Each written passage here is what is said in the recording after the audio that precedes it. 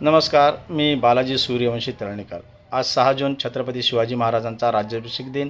आजच्या या शुभ दिनी तमाम महाराष्ट्रातील आणि देशातील नागरिकांना या ठिकाणी मी मनपूर्वक शुभेच्छा देतो.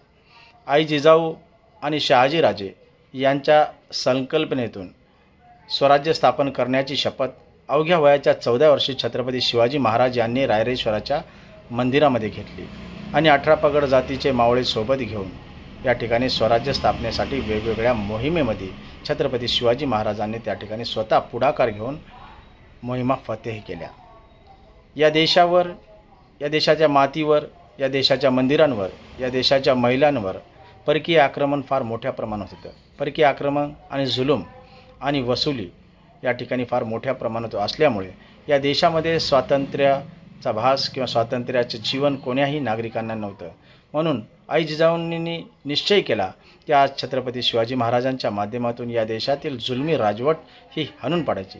त्यात कुतुबशाही असेल, मुघलशाही असेल, निजामशाही असेल किंवा आदिलशाही असेल, इंग्रज, पोर्तुगीज, फ्रेंच, डच या सर्व आक्रमणांना छत्रपती शिवाजी महाराजांनी निडरपणे या सर्व जाती धर्मातील मावळ्यांना सोबत घेऊन हाणून पाडलं आणि स्वराज्याची स्थापना केली. ज्या ज्या ठिकाणी महाराजांनी घाम गाळला त्या ठिकाणी या मावळ्यांनी रक्त सांडलं आणि स्वतःचं बलिदान दिलं.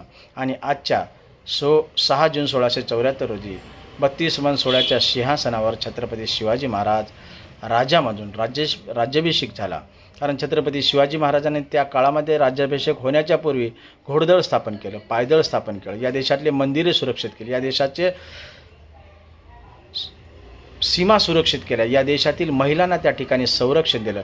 म्हणून तमाम देशवासियांना वाटलं की छत्रपती शिवाजी महाराजांनी राजा म्हणून स्वतःला घोषित केलं पाहिजे, स्वतःचा राज्याभिषेक करून घेतला पाहिजे. आणि या देशाचा खरा राजा औरंगजेब नाही तर छत्रपती शिवाजी महाराज आहेत. हे सगळ्यांच्या मनामनातील राजा हे छत्रपती शिवाजी महाराज आहेत. कारण सुराज्य आणि सुंदर राज्य जर कोणी दिलं असेल ते शिवाजी महाराजांनी दिलं. म्हणून आजच्या या शुभ दिनी 6 जून 1674 रोजी छत्रपती शिवाजी महाराजांचा राज्याभिषेक झाला होता.